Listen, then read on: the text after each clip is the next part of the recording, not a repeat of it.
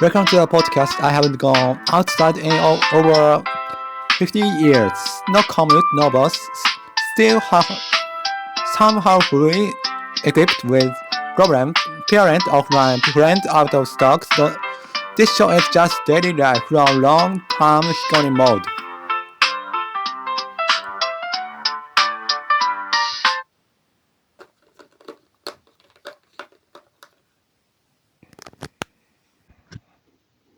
I asked my mom this morning.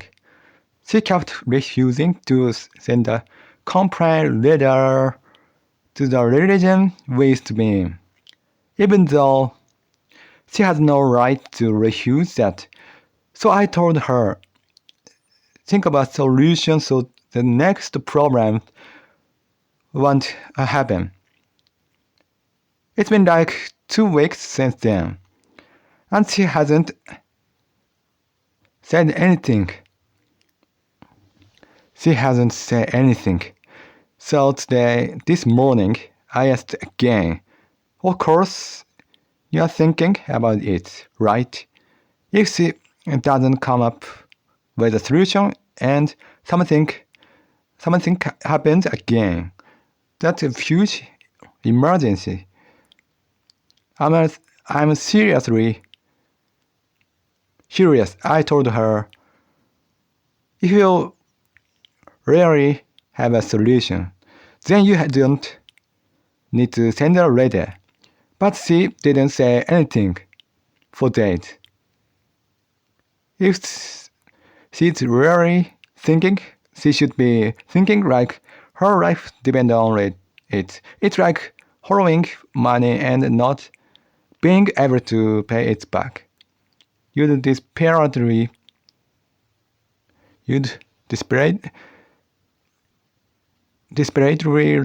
trying to get the money, right? So this morning, I asked again. She said, I'm thinking about it. I knew she was lying, so I asked again. Are you really thinking about it? She says she was. Around the fifth time, she finally confessed. She suddenly went quiet and said, well, it crossed my mind a little. That's ridiculous. She should be thinking about it immediately. So I said, okay, I understand. You can take a shower, but you don't go into the bathtub. And because she lied, it's 5 days. She doesn't find a solution. I'll extend it. And when that kind of thing happened, I almost exploded. I try to calm down, and go upstairs. But the moment she turned on the heater, I got pissed off again. I said, turn off the heater. Idiot. I'll say it again. Turn off the heater. Idiot. Earlier today, something strange happened. Some episodes didn't upload correctly and a few were missing. I asked my mom, did you really post them? Her explanation made no sense. She didn't understand what happened, but she still tried to make excuse and even blame me. She said, you told me to upload the English one together with the Japanese one. I told her that uploading 2 episodes together, but nothing to do with the order changing. I said she should have just uploaded the 27th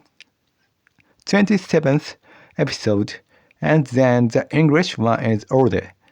Then she suddenly said, I won't know until I look at it. If she can't know without checking, then she shouldn't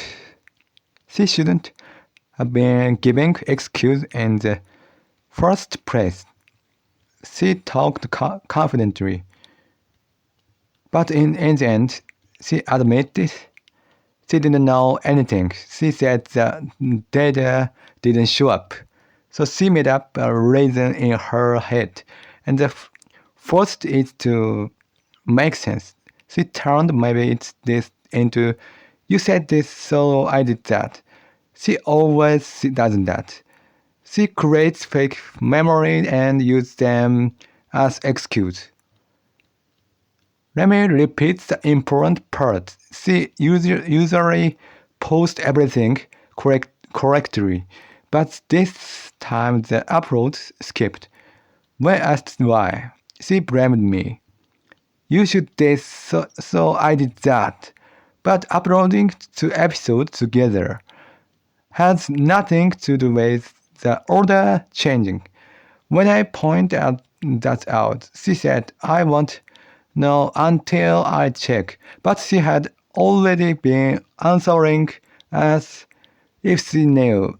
If she can't answer without checking, she shouldn't answer at all. The reason she gave had nothing to do with the real cause. She said something that sounded believable, but it was completely unrelated. I always tell her not to make excuses when she doesn't know anything, and not to create fake memories. Later, she always said, I don't know why I said that. But when she making excuse, she very confident and insists she right. I tell her it's the usual pattern. And she said, no, this is different. Then I talked about school. People say cooperation is important, but they also make student compete.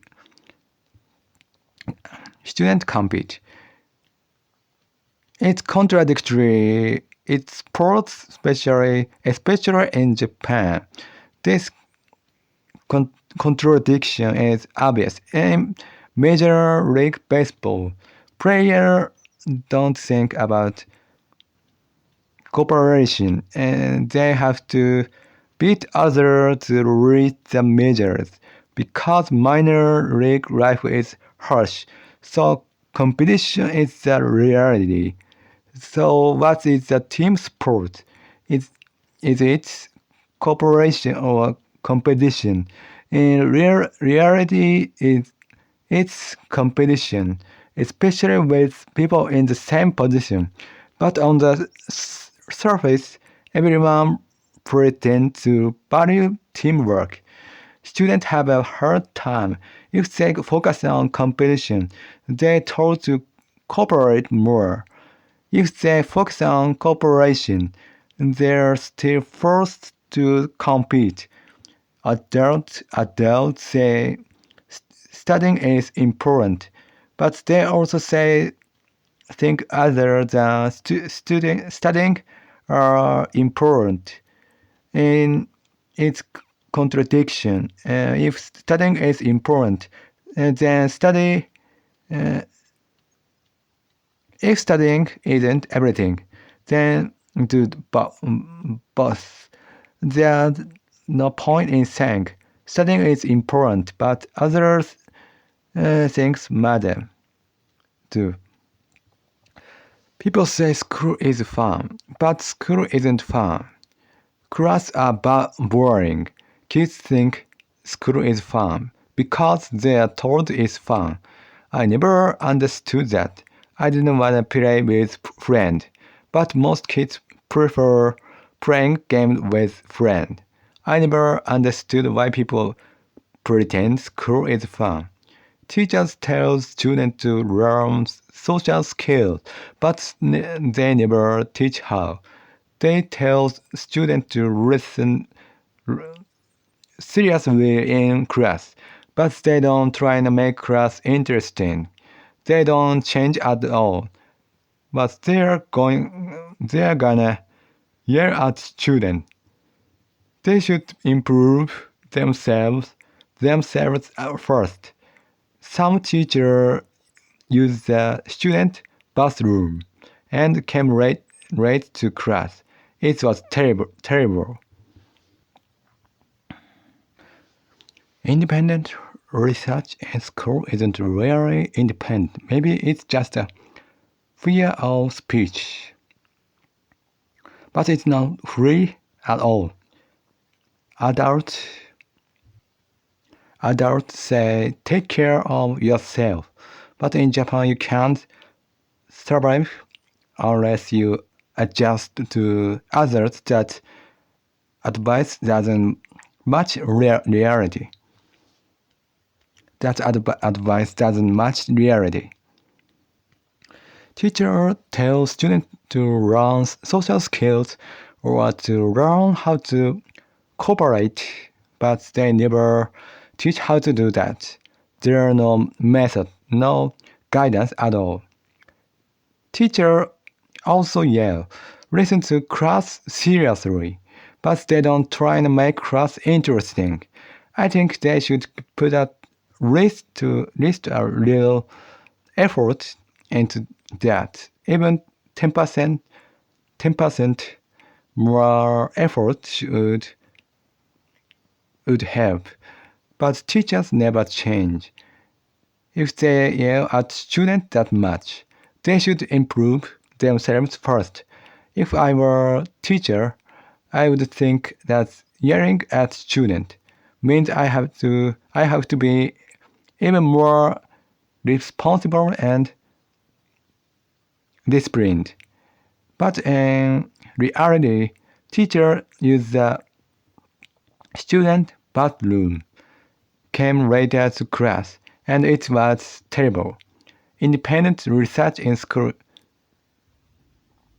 I'm recording this now. This morning, my mom felt guilty about turning on the heater.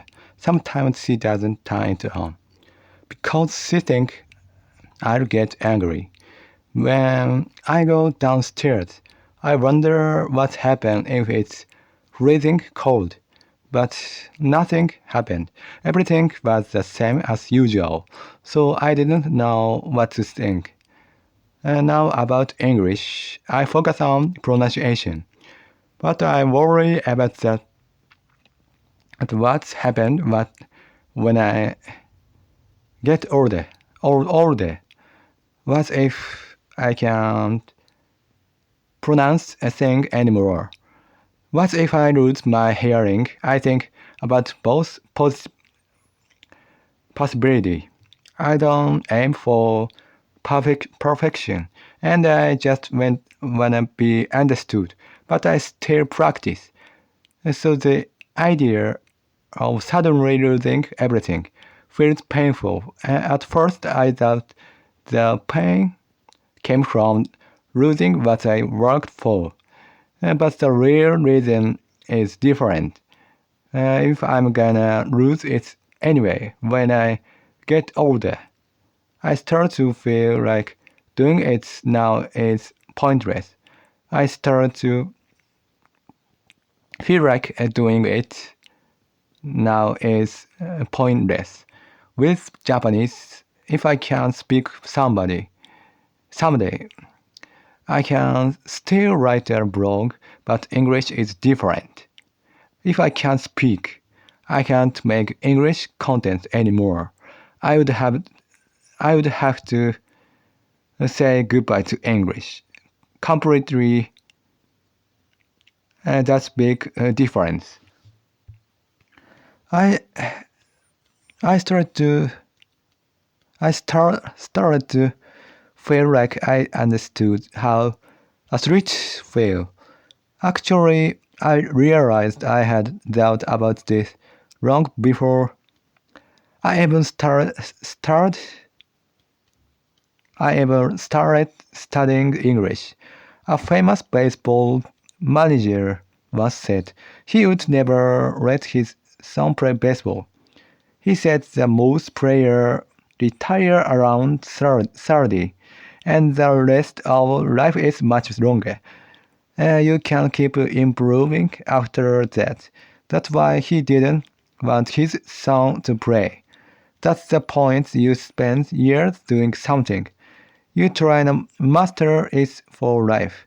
You say think like without saying I'm not myself. But when you turn 30, you have to let it go.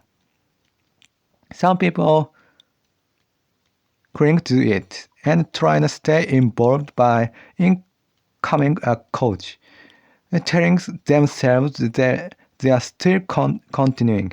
But that's just an illusion. This is a huge problem for humans. Kings built pyramids and tombs. People try to leave children behind, all because they're afraid that everything they built will disappear. That fear creates ideas like the afterlife. Everyone feels this, but for me, it's especially strong. If I'm gonna lose everything anyway, I start to feel like there's no point in doing anything. 10 years ago, I thought I had gone beyond that mindset. I thought I didn't see it as right or wrong anymore, but I was wrong. When I study English and try to gain something meaningful, I start to fear losing it. Thinking about that made me realize something from before. In middle school, I was running away. If I aimed seriously for high school entrance exam and failed, other people could say, it's not a big deal, but I couldn't. I thought effort itself was important.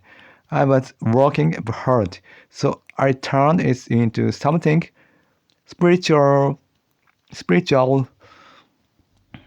not exactly spiritual, but something like this will help my soul grow. It was simple way of thinking. So I told myself that passing or failing didn't matter. That was just an escape. I finally realized that I couldn't face things head on. But in high school, I didn't face things directly, and I broke down mentally. I often imagined telling relatives, I don't care if I become mentally ill. I'll aim for the University of Tokyo or Hokkaido University. I imagine myself saying that. Even now, while talking, I imagine things like, if I became a dentist someday, my parent would come to the clinic and the dental assistant would say, oh, these are your parent. And my parent would say, it's been years since we came to the dentist. I moved on the next topic. Snowman had a dance battle with another group today, and I was really moved. I support Nogizaka, and so I understand a little about how hard idols work. Snowman has a crazy schedule, but they accept it as normal, and that really impressed me. I thought these people are unbelievable. Nogizaka is also extremely busy, but Snowman felt like something else. Compared to the other performers, Snowman was the best. Won, they won in the end. And even from my point of view, they were clearly the best. I was honestly moved. I started thinking they might be the strongest idol group. Before this, I didn't really understand them. When they came to the Sapporo Dome for 2 or 3 days in a row, I thought, wow, that's insane. But I didn't fully get it. I used to watch many idol groups, and I always felt that former Japanese group were on another level. SMAP, Snowman, they are just different. If possible, I wish Sony would create more dance-focused idol groups. I support the Sakamichi groups, so that would be fun. But I hate complicated things like this company on this company on that company. Well, this is the subsidiary of that. That's why I hate politics and economics. Sony has many overseas artists, but it's still Japanese company. It makes no sense. How does that even work? Everyone agrees that the center of the music world is America. So it feels strange that the Japanese company is so central, so rarely is global. I think Eminem is under Sony, and Utada Hikaru too. Maybe just Justin Bieber as well. I'm not sure. And there was also female idol who lost a lot of weight, and I was strangely moved by that. I thought people can't change this much. Maybe it's rude, but that was my honest reaction. A celebrity gaining weight as they get older is normal, but today I was still moved. It made me think about this really happened. On the other hand, when I see Nogizaka members who stay slim even after turning 30 or after leaving the group, I respect them even more. Snowman is only in their fifth year, and that also impressed me. Nogizaka in their fifth year was already doing amazing things too. Maybe they were already doing concert. They were huge. Snowman has already done two dome tour. What are they? Maybe male groups rise faster. I don't know. The frustrating part is that Snowman is under Apex. I support the Sakamichi groups and the Sony, so it feels complicated. People say seeing someone work hard is moving, but that's like thinking brand name rice tastes better. And because of the label, it's the same idea. People get moved because of a bias. It's just, yeah, I'm the same. Because I work hard, I wanna believe effort is beautiful. When I watch show like this, everyone is working so hard, but that I feel like I should work harder too. But most people break their balance. And when they suddenly push themselves, and people have their own pace built over many years. When they suddenly try to do more, they crash, they lose balance, get sick or injured. I think many people end up like that. About English again, I record my podcast in English, and that's enough for me. As long as I can record, I'll keep practicing pronunciation and keep uploading episodes. If someday I can't speak English anymore, I'll just quit English. That's the realistic choice. It's like athletes when they lose their muscles and stop away from the front line. They start gaining weight. There are no other paths. You just follow that path. I had that idea when I was in high school. For example, I went to a math event in the science department and it was really interesting. But the thing you study in university are almost never used in real life. Same with that what you learn in elementary, middle, and high school. In university, you research and try to master something. You dive into what you really love. Go to university and grad school, and then when you get a job, all of it disappears. It's like torture.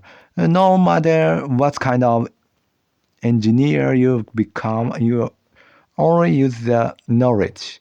You don't become a researcher. Most people can become researchers because of their lack of positions. I also wanted to be a researcher, but in the end, I would just become an engineer. And that felt like torture. So I wonder if medical jobs were different. If I became a doctor, maybe I could keep doing research. If I work, if I worked in healthcare, maybe I could still go to university. Uh, Nurses and physical therapists can do research too. Maybe I could join a medical department. I wasn't sure. I admire doctors, not because I wanted to be at the top or become a professor, but because I wanted to be a researcher for life. For life, you don't have anything you wanna do in university. You don't need to go, but if you go and you find something you love, it's painful if you can't continue it. It feels like torture. You spend millions of yen, study for 4 or 6 years, stay in lab until midnight, and then you can't continue it in the future. It feels stupid. I don't wanna do something that I can't continue in the future. But athletes know all of this and still choose that life. They say things like, this moment is shining, and maybe that kind of beautiful light is fine. Beautiful light is fine. I worry about losing my hearing. It's a bit mentally heavy, but even without being mentally unstable, I naturally start thinking like that. If I hadn't studied English, I wouldn't think this way. But if start saying that, there's no end.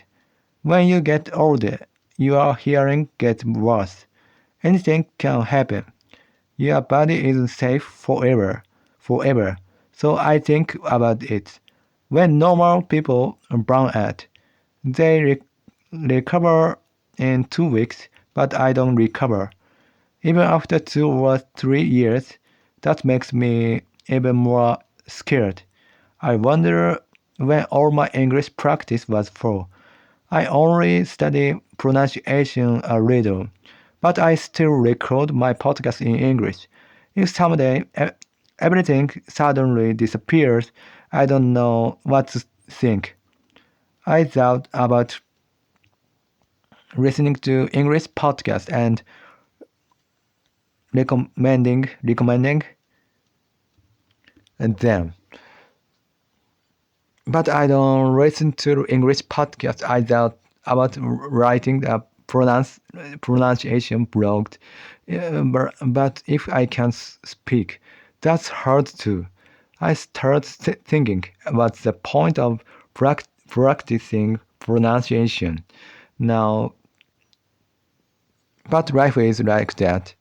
When you die, your savings, your achievement, your relationships, everything disappears. If I think about that, there's no end. But because I'm a perfectionist, I think too much. So I try to keep balance. and continue English anyway. But even with balance, these that still come back. By the way, about America, I looked it up earlier. Japan owns a lot of companies overseas. There are many subsidiaries. The announcer on TV seemed to struggle saying Sony Entertainment or whatever it was. A former Nogizaka member quit the entertainment world and got a job at Sony a few years ago. I thought that was amazing. I was honestly moved. This might sound strange, but when I watch the WBC, I wonder what motivates players, even if they get a hit in a game like that. It doesn't count as a record. They've already experienced so many intense, high pressure situations, so I wonder what they're thinking. But as long as they don't get injured, playing seriously doesn't hurt them. It's like the NBA All-Star game. If we don't get injured, there's no downside to trying. It made me think about a lot of things. It's every evening now, and I'm eating dinner. I forgot to talk about yesterday's dinner. We had croquettes and gratin croquettes and pumpkin croquettes. They were good. Today something strange happened.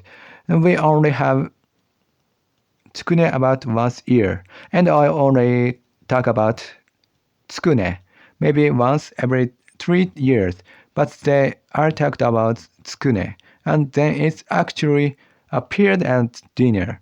It's weird because if we only have it once a year, it's strange it was even in the fridge.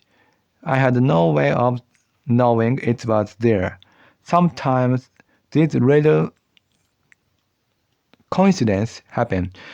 It doesn't mean anything, but it's interesting. When I was younger, I was awkward and got made fun of a lot. But on TV, there are plenty of chubby, awkward old men. When I see that, I wonder when I was the only one who got made fun of so much. Maybe I was awkward, or maybe my appearance wasn't put together. In elementary school, I probably didn't look very neat. I finished writing the show description, but I'm not sure if it's good.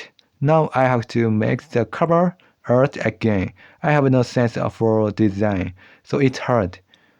Thomas and the other philosopher, I forgot the name, someone with personality similar to mine.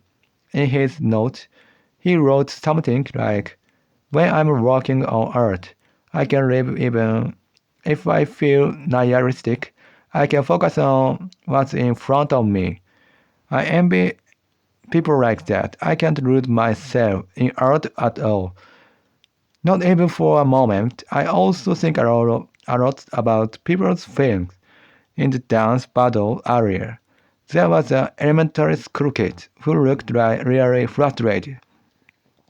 If I were that age, I would think, if I show this attitude, the coach will see that I'm serious. Kids in strict baseball clubs care a lot about how they look to the coach.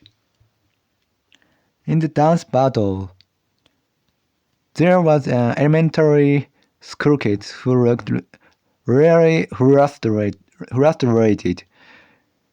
If I were that age, I would think, if I show this attitude, the coach will think I'm serious. Kids in strict baseball club care a lot about how they look to the coach.